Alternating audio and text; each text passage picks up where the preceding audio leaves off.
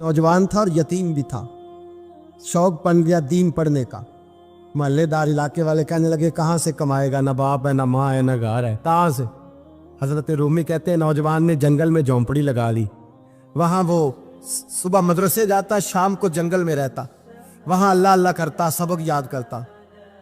एक दिन बादशाह की बेटी रास्ता भूल गई, जंगल में आई सहेलियों के साथ, बॉडीगार्ड भी साथ थे पर रास्ता भूल गई।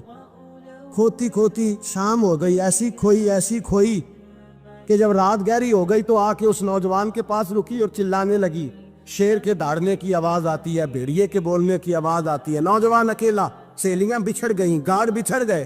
कहने लगी मैं परेशान हूँ, मुझे जगह मिल जाएगी। नौजवान कहता मैंने शहजादी देखी और मुझे भी पता था कि घर एक ही है और आग को अंदर से दरवाजा भी बंद करना पड़ता है, जंगल जानवर भी आ जाते। कहते मेरी छोटी सी कुटिया में, झोंपड़ी में वो आई, रो के कहने लगी सहारा कोई नहीं, अगर मैं पीछे निकलूंगी तो भेड़िए खा जाएगा। कहते मैंने उसे जगह दे दी। अकेली औरत, चिराग जल रहा है, सबक याद कर रहा हूँ। मेरे नबी पाक ने फरमाया जहां मर्द औरत अकेले हो तीसरा शैतान होता है। और शहजादी, वो बच्चा कहता है सबक याद करता रहा सारी रात। वो बच्ची को कहा सो जा, पर वो कहती है नींद मुझे भी कहाँ आई। ऐसे मौक़ों पर नींद, सारी रात सबक याद करता। थोड़ी थोड़ी देर के बाद चिराग जलता तो उस पर उंगली रखता, हाथ जलता तो पीछे खींचने, फिर दूसरी उंगली रखता, थोड़ी देर के बाद जलता तो खींचने, हाथ सारा जल गया। सुबह किरणें चमकी तो कहने लगा चल निकल जा, दौड़ जा, बस बड़ा सब्र का इम्तिहान हो गया, चली जा।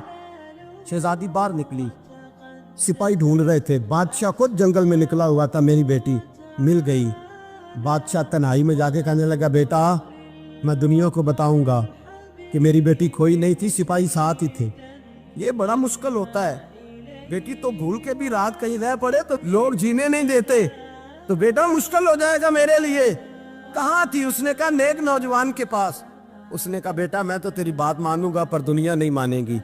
अगर उस नौजवान ने किसी को बता दिया कि तू उसके पास थी तो फिर लोग मेरा जीना मुहाल कर देंगे। बेटा मैं मर जाऊंगा, मेरी मजबूरी ये है कि वो कहीं राज ना उगल दे वो नौजवान, उसे कत्ल करना पड़ेगा। औरत ने मिन्नतें की, उस बेटी ने कहा मेरे मौसम को मारोगे, रोई। और वो कहने लगा मैं बादशाह, वो मेरा अपना वकार है, मैं उसको छोड़ नहीं सकता। गिरफ्तार कर लाए सिपाही। वक़्त तय हो गया सजा का। अकेले कारकोशरी में रखा गया, जो उसके खास एतबार वाले थे उनकी ड्यूटी लगाई।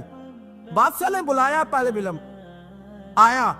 औरत कहने लगी, बेटी कहने लगी एक दफा तो बुलाओ ना, एक सवाल बस पर्दे में रह के पूछना है और फिर जो आपका जी चाहे, मेरे मौसम को मारना तो है, तो मर्जी आपकी।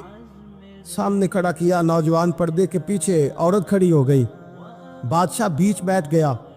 बीबी कहने लगी सारी रात बेदार मैं भी रही, सोया तू भी नहीं। वो जो तू चिराग के करीब हाथ लगा के जलाता था वो समझ नहीं आई। नौजवान रो पड़ा, कहने लगा क्या करूं, मैंने रसूलुल्लाह का दीन पढ़ा है, क्या करूं, मैंने हुजूर का दीन पढ़ा है। मैंने पढ़ा है कि जानी को सबसे नीचे दोज़ख के सबसे निचले दर्जे में जलाया जाए, उसे जहन्नमियों का पीप और रेशा पिलाया जाए, कंद खिलाया जाए। ये रवायतें पड़ी हुई थी। थोड़ी थोड़ी देर के बाद शैतान मुझे कहता था बदकारी कर ले। मैं अपना हाथ उसी वक्त जब शैतान मशवरा देता तो मैं आग पे करता। मैं कहता अगर ये बर्दाश्त हो गई तो वो भी हो जाए। जब हाथ जलता तो मैं समझ जाता नहीं तुझसे तो ये नहीं बर्दाश्त होती तो वो कैसे हो। फिर मुझे शैतान मशवरा देता कोई देख नहीं रहा तो बुलाने नहीं गया, खुद आई, मैं दूसरी उंगली लगा देता। मैंने हाथ जलाया और मैं समझ गया जब छोटे से चिराग की इतनी सी शमा की आग नहीं बर्दाश्त होती तो दोज़ख कैसे बर्दाश्त होगी। कहता मैं बाज आया। बादशाह ने ये कहानी सुनी, लफ्ज सुने तो चीख मार के रोया। कहने लगा तालिब इल्म तू तो मेरे नबी का सच्चा गुलाम है और मेरे रसूल के जो सच्चे गुलाम होते हैं उन्हें फांसियां नहीं दी जाती, उन्हें तख्त पर बिठाया जाता है। अब तुझे सजा नहीं होगी बल्कि मैं अपनी बेटी का निकाह तेरे साथ करूंगा और मेरे बाद इस सल्तनत का बादशाह भी तू ही बनेगा। अब वो नौजवान वहां नारे लगा रहा है, कहता लोगों तुम मुझे कहते थे दीन से क्या मिलता है, दीन से तो अल्लाह तख्त व ताज भी अता फरमा देता है। अगर नौजवान शर्मो हया वाले बन के रहे अल्लाह सारी इज्जतें दे देगा। देखे ना अल्लाह के फजल से इज्जत मिलती है और जब कोई इज्जतदारों जैसा काम ही ना करे। एक बात और अर्ज करनी है पर वक्त थोड़ा रह गया। जवानों मैं ना जब कभी परेशान होता हूँ ना तो मैं ये वाली बात खोल के पढ़ता हूँ वाला, ये बात ढारस बनाती है। ढारस توانائی دیتی ہے, پورا مضمون باندھا ہے. اعلیٰ حضرت کہتے ہیں بہروپیہ تھا, مداری, روپ بدل بدل کے دکھایا کرتا تھا, بادشاہوں سے انعام لیتا تھا. ایک دن اورنگزیب عالمگیر کے پاس آ گیا, کہنے لگا میں روپ بدلوں گا, اگر آپ پہچان نہ سکے تو میں انعام لوں گا. آپ نے فرمایا میں کوئی ایسے ویسا بادشاہ نہیں, کہا مجھے دھوکہ دینا مشکل ہے. کہا نہیں میں روپ بدلوں گا. حضرت اورنگزیب عالمگیر بڑے نیک بادشاہ گزرے, بڑے پرہیزگار. وہ بہروپیہ کہنے لگا میں روپ بدلوں گا, آپ نہیں پہچان سکیں گے. فرمایا چل جتنا تیرے اندر زور ہے لگا لے. حضرت نے اعلان کیا کہ میں نے فوجی بھرتی کر دیں, 2 ماہ کے بعد ٹیسٹ ہوگا. وہ 2 مہینے دوڑتا رہا, رنگ روپ بناتا رہا, آیا ٹیسٹ دینے, 2-3 سپاہیوں کا امتحان لیا. اس کی باری آئی تو 10 روپے دیے, کہنے لگے تیرے آنے جانے کا کرایہ میں نے تجھے پہچان لیا ہے. کچھ دنوں کے بعد جانے لگے سفر پر, تو بھکاری آ گئے خیرات مانگنے. اس نے بھی سارے منہ پر سیاہی مال لی, کپڑے پھاڑ لیے, سر کے بال مڈا لیے, پگے تک کٹا لی, بدرنگ ہو کے آیا. کاس آگے کیا تو حضرت نے 10 روپے ڈالے, کہنے لگے تیرے آنے جانے کا کرایہ میں نے پہچان لیا ہے. کچھ دن گزرے تو ٹیچر کی ضرورت تھی. اس نے مونچھیں بڑی کر لی, داڑھی نکلی لگا لی, سر پہ جنا کیپ پہن لی, ایک شیروانی لے لی اور ہاتھ میں چھڑی پکڑ کے آیا. کہنے لگا میں استاد ہوں, 2-4 بندوں کا امتحان لیا. اس کی باری آئی تو 5 روپے دیے, 10 روپے دیے, کا تیرا کرایہ میں نے پہچان لیا. 2 سال گزر گئے. وہ جب بھی آتا حضرت پہچان لیتے. ایک دن سفر پہ جا رہے تھے, بہت بڑا لشکر تھا, جہاد کرنے جا رہے تھے اورنگزیب عالمگیر. تو دیکھا ایک پہاڑی ہے, پہاڑی پہ لوگ جا بھی رہے ہیں آ بھی رہے. اورنگزیب عالمگیر پوچھنے لگے یہاں کیا ہے؟ کہنے لگے بابا جی بیٹھے ہیں دعا کرتے ہیں, اللہ کے نیک بندے ہیں. اورنگزیب کہنے لگے یار پرانے لوگ سارے ہی اللہ والوں کو مانتے, یہ بھی مصیبت آئی ہے جتنی نہیں آئی ہے, سارے لوگ ہی مانتے. کہنے لگے ذرا میں دعا نہ کرا لوں, بچے کام جا رہا ہوں. اورنگزیب بادشاہ تھے, بادشاہ لوگ نازک مزاج ہوتے ہیں. گھوڑے سے اترے, بڑی مشکل سے پہاڑی پہ چڑھے, اوپر گئے تو لائن لگی ہے. بابا جی غار میں بیٹھے, کہنے لگے میں نے ملنا, میں اورنگزیب ہوں. انہوں نے کہا ہمارا بابا اس طرح کا پیر نہیں کہ امیر آئے تو رنگ اور ہو, غریب آئے تو اور ہو. یہاں اگر ملنا ہے تو لائن میں لگ جاؤ, سب ایک جیسے. اب لائن میں کھڑے ہو گئے, 50 آدمی آگے تھے. کہتے ہیں 51واں نمبر تھا. تھک گیا دھوپ میں کھڑا کھڑا. جب میں پہنچا غار کے دہانے تو میں نے بابا جی کے چہرے پہ نظر ڈالی تو بڑا نورانی چہرہ, بڑی خوبصورت لب و لہجہ. میں نے کہا میرے جیسا آدمی بھی پگڑی باندھ لے تو اچھا لگنے لگ جاتا ہے, بڑا خوبصورت انداز. کہتے ہیں میں ان کے پاس اتحیات کی حالت میں بیٹھ گیا. میں نے کہا حضور میں جا رہا ہوں جہاد کرنے, دعا کرنا. بزرگوں نے ہاتھ اٹھائے, اللہ اس کی مدد فرما, دین کو غلبہ عطا فرما, اسے دین کا سچا پکا سپاہی بنا. پھر تھپکی دی, 2-4 نصیحتیں نکال ڈالی. دیکھنا ظلم نہ کرنا, زیادتی نہ کرنا, جب تو جیت کر نہ کرنا, غرور نہ کرنا, نصیحتیں بھی کر دی. کہتے ہیں اب جب میں اٹھا تو 2-4 دینار بطور نذرانہ مسلح کے نیچے رکھے, اور الٹے قدم جب میں غار سے اترا انہوں نے رومال جھاڑا اور اٹھ کے کھڑے ہو گئے. کہنے لگے آج نہیں تو نے پہچانا, آج نہیں تو نے پہچانا, میرا انعام بنتا ہے, آج نہیں پہچانا, لا پیسے. اورنگزیب کہنے لگا یار تو نے حد کر دی, کہاں چڑھا کہاں کھڑا رہا, دھوپ میں تھک گیا, کمال کر دی بھائی تو نے. پتا تو کیا لے گا, اب تو جلدی بتا, وہ کتنے لوگ پیچھے دھوپ میں کھڑے ہیں, لشکر سارا کھڑا ہے, کیا لے گا؟ اس نے کہا سب سے قیمتی ہیرے وہ ہے جو تیرے سر کے تاج میں لگے ہوئے, مجھے تیرا تاج چاہیے. او بھائیو سننا اور یاد رکھنا, میرے اعلیٰ حضرت کہتے ہیں بادشاہ نے سر کے اوپر سے تاج اتارا, بہروپیے کے قدموں میں رکھا اور کہنے لگے یہ لے, اور یہ تو تیرا مانگنے پر میں نے دیا ہے نا, میں واپس آتا ہوں تو آنا, میں اپنی مرضی سے بھی تجھے دوں گا. تو نے اورنگزیب جیسے بندے کو دھوکہ دیا, آنا میں اس وقت بھی دوں گا. وہ دے کر بس بات ختم ہو گئی, حد ہو گئی. دے کر کہتے ہیں جب میں پلٹا نا واپس, بہروپیے نے آواز دی بادشاہ ٹھہر جا. تو میں نے پلٹ کے دیکھا تو کہنے لگے یہ اپنا تاج لے جا, اٹھا اور لے جا. میں نے کہا 2 سال بیت گئے تجھے محنت کرتے, آج قابو آیا تو لے جاؤ. کہنے لگا لے جا, مسئلہ سمجھ میں آ گیا. میں نے کہا مجھے بھی تو سمجھانا.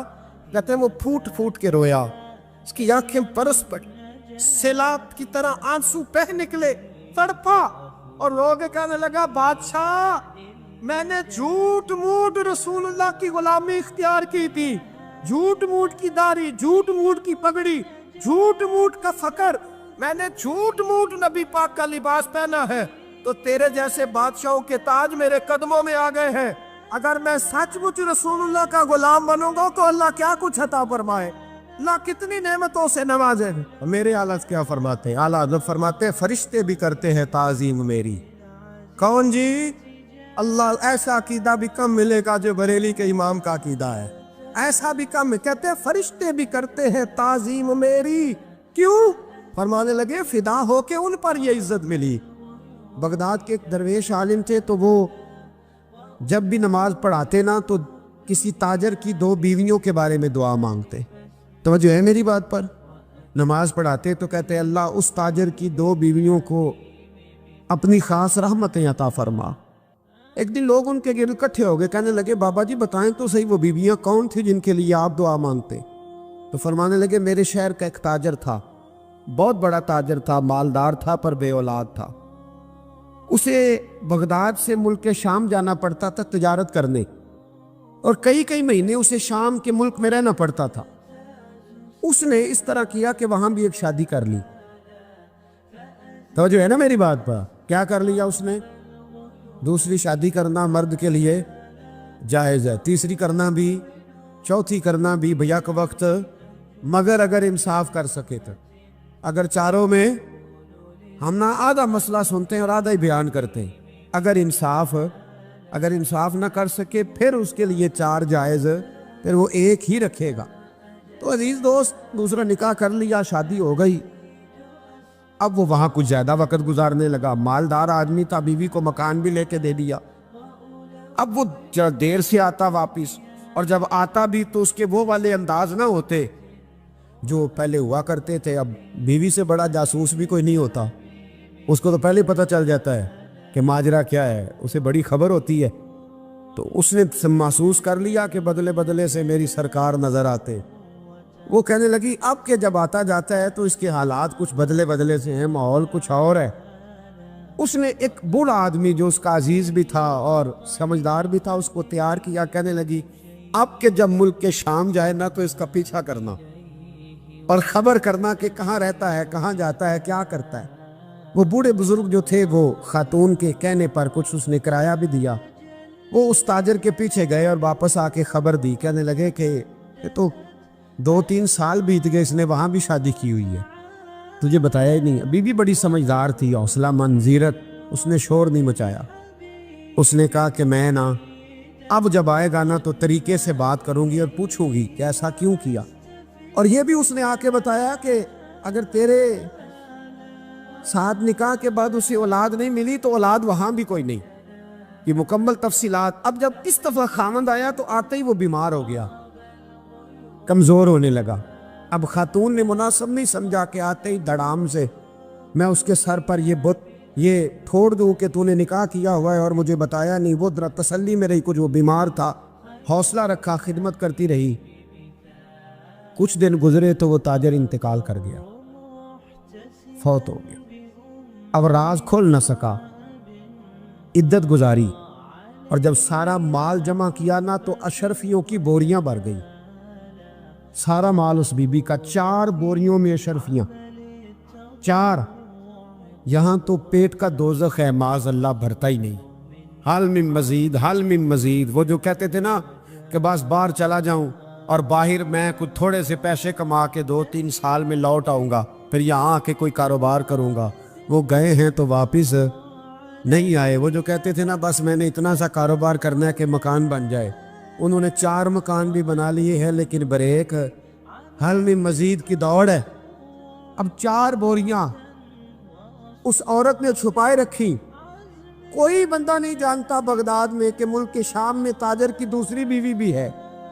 جب وہ فارغ ہوئی تو اس نے اس بوڑھے جاسوس کو پھر بلایا اور 2 بوریاں اونٹ پہ رکھی، خود بھی ساتھ بیٹھی اور ملک شام گئی۔ اللہ اکبر۔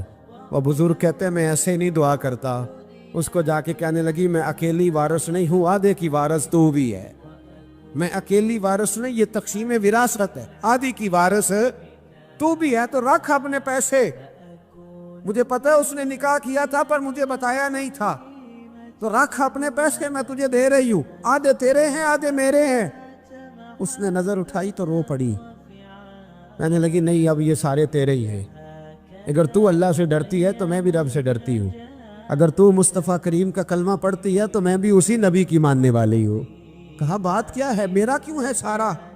تو وہ خاتون کہنے لگی وہ 2 سال 3 سال سے میرے ساتھ نکاح تھا اور اس نے بتایا تھا مجھے کہ میری بیوی بھی ہے، اور میں غریب تھی تو میرے والدین کو بھی بتایا تھا کہ میری دوسری شادی ہے۔ یہ مکان اس نے مجھے لے کے دیا تھا، میرے تمام اخراجات وہ پورے کرتا تھا، نان و نفقہ کا خیال رکھتا تھا، لیکن اب کہ جب وہ آیا تو وہ بیمار تھا۔ اس نے مجھے بتایا کہ مجھے طبیب نے بتایا ہے کہ میں شدید بیمار ہوں، شاید بچ نہ سکوں۔ تو کہنے لگی وہ مجھے کئی لاکھ روپے بھی دے گیا اور جاتے دفعہ مجھے طلاق بھی دے گیا، فارغ کر گیا۔ کہنے لگا تو جہاں چاہے میرے بعد نکاح کر سکتی ہے، اور کہنے لگا میں چاہتا تھا پہلی بیوی کو بتا دوں، موقع نہیں بنا اور اس کا دل نہ ٹوٹے، بتا نہیں پایا، لہذا وہ مجھے ڈھیر سارے پیسے دے چکا ہے، سارا میرا حصہ مجھے پہلے سے دے چکا ہے۔ میری بہن اب یہ 4 بوریوں میں سے 2 میری نہیں بلکہ 4 کی 4 ہی تیری ہے، تو ہی اس کی حقدار ہے۔ تو بزرگ کہتے ہیں مجھے بتاؤ جن کے اندر اس قسم کے تقوی کی جھلک ہو ان کے لیے ہر نماز کے بعد دعا مانگنی چاہیے کہ نہیں مانگنی چاہیے؟ حضرت عمر کے زمانے میں ایک نوجوان تھا، نیک تھا، مسجد جایا کرتا تھا رات کو۔ تو مسجد جا رہا تھا تو رستے میں ایک عورت نے دعوت گناہ دی، ابن عساکر نے اس کو لکھا ہے۔ تو نوجوان تھا، خواہشات تھی، کچھ طبیعت مائل ہو گئی، ابھی ادھر جا ہی رہا تھا کہ کسی نے آیت پڑھ دی والی من خاف مقام ربی جنتان، جو رب کے سامنے کھڑے ہونے سے ڈرے گا اللہ 2 جنتیں دے گا۔ واقعی ڈر گیا، وہ واقعی ڈر گیا، اتنا ڈرا کہ بے ہوش ہو کے گر پڑا۔ بیماری سے لوگ بے ہوش ہوتے ہیں، پیسے ڈوب گئے بے ہوش ہوتے ہیں، بچے کے غم میں بے ہوش ہوتے ہیں۔ سچ بتاؤ کبھی خوف خدا سے بھی بے ہوش ہوتا کوئی دیکھا ہے؟ ہمارے ہاں تو روز مرہ ہی نہیں ہے بھائی، اور بڑی باتیں ہیں بے ہوش ہونے کی، ڈرنے کی، غش کھانے کی۔ بے ہوش ہو کے گر پڑا، بوڑھے باپ کو کسی نے بتایا بچہ بے ہوش پڑا ہے، اٹھا کے گھر لائے، گھر لا کے کہا بیٹا کیا ہوا؟ نوجوان ہے، چڑھتی جوانی ہے پر پاکیزہ بڑی ہے۔ کہنے لگا ابا جی گناہ کی طرف چلا گیا تھا پر میں نے آیت سن لی جو اللہ کے سامنے کھڑے ہونے سے ڈرے گا رب 2 جنتیں دے گا، میں ڈر گیا تھا، رب واقعی 2 جنتیں دے گا۔ باپ رو پڑے، ابا جی کی آنکھوں میں آنسو آئے اور کہا پتر اللہ بڑا مہربان ہے، اس کے وعدے سچے ہیں، واقعی 2 جنتیں دے گا۔ اس نے پھر ایک چیخ ماری اور اس طرح کی ماری کہ اس کی روح ہی پرواز کر گئی، روح ہی پرواز کر۔ کشتگان خنجر تسلیم را، عشق کی خنجر سے قتل ہو گئے لوگ۔